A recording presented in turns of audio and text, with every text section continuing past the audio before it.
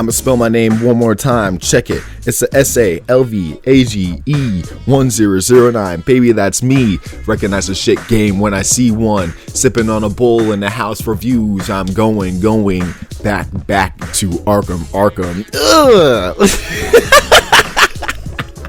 If you're new, go ahead and subscribe. We're gonna be talking about the ending of Suicide Squad and why. Oh my god, why? This fucking ending is a pile of garbage. It is one of the worst endings I think I've ever played in a video game, live service or not. It doesn't even matter if it's live service, but we're going to get into this right now. So if you're new, go ahead and subscribe, like the video. Let's talk about it. So after you defeat Superman with bullets, that's right, you kill the Man of Steel with bullets. Somebody who's faster than a speeding bullet gets killed by bullets. Very weird. You get transported into Brainiac's like Airbnb, basically, wherever he's staying at right now, and you fight Brainiac. But the thing is that Brainiac is actually a clone version of the Flash, and he says, my Justice League, kind of indicating that the Justice League could potentially be clones. And that's something that's a running theory.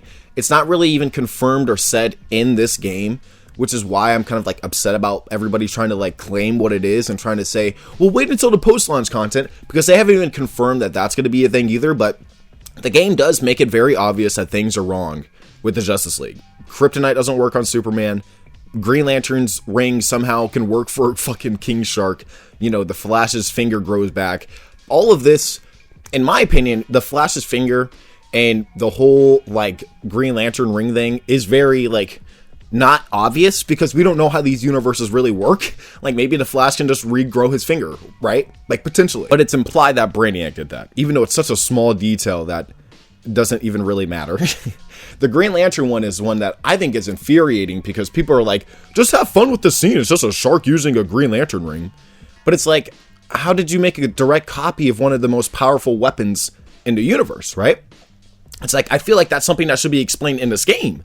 And that should be something that should be explored now, while King Shark is using the ring. Instead, it's not really explained. People are trying to use the excuse that they're going to explain it in months later, which isn't a good, it's not good. It's not going to like make this any better. Like, it's already in context, a very weird and flat out goofy scene. And for people to say, have fun with it, but then also people saying, take it serious and think about the implications of Brainiac cloning the Justice League, it's very stupid, in my opinion. It's very dumb. But that's the thing, is that none of the Justice Leaguers are technically the Justice League. So this game is technically Suicide Squad Kill the Justice League clones, which I think would be false marketing. This whole game could be, honestly, probably sued out the ass for false marketing. Anyway, the whole premise of this ends with them basically having to go off and kill more Brainiacs. And in the DLC, we've already gotten confirmation that we're going to be fighting more Superman and Green Lantern clones, with Brainiac almost Injustice 2 like Brainiac things on their heads. So this whole thing basically boils down to you having to do more live service action.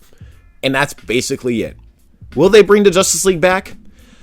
I really do want to go in depth in that and talk about all of those details in a much deeper video. But for now, if I were going to have to answer that, most likely, Batman's kind of up in the air. We don't know if look, what we heard is that he already recorded his lines for Suicide Squad, and that was like his last performance. We don't know if he did anything for DLC. We don't know. We really don't. So if he comes back, that would be a very pleasant surprise. That would be really, really nice.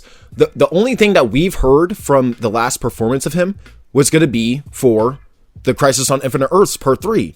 I feel like if they wanted to announce that he was going to be back, they would. But then also that kind of would ruin the surprise. But why would they announce that one, it's kind of weird. I don't know. I don't know if Batman's going to be coming back, because it's a hard topic to really put onto people and expect him to do if the actor is gone. So that's a little bit of a up in the air thing.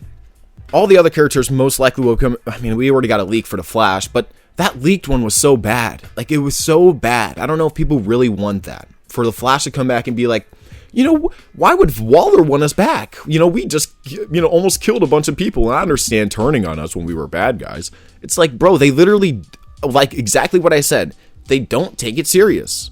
So what's the point of even bringing them back if you're just going to make the Justice League NPC characters that are just giving you optional dialogue and fucking missions off to the side. Like, is Flash really going to stand in the Hall of Justice?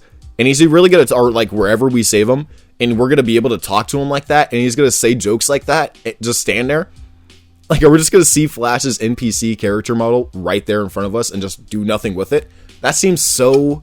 It's like basically waving $1 million in front of me after serving me $20 as a homeless man.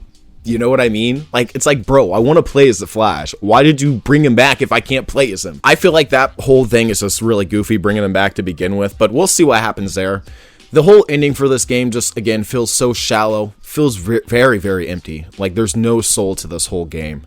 It really does feel like it's a very... I mean, there are funny moments, sure, but eventually you're going to have some jokes land when you're just naturally progressing through shit, so... I really do think that in many ways this game is just such a flop, and the sales are showing it. The first week physical sales, or at least the first couple of days, the first day didn't even sell as much as Marvel's Avengers. Right now, I'm sorry, it didn't sell as much as Guardians of the Galaxy. Right now, their Steam player count, it didn't even reach as much as freaking Avengers, bro. What the fuck? And it's probably because of the story, and it's probably because of the word of mouth. So this game's in a really bad spot, and I think a lot of it has to do with the story. They promised a narrative experience equal to the Arkham games. They're like, and you people that are saying, it's not about the story. It's not about the story. Rocksteady deliberately marketed this game as a narrative-driven game. They did.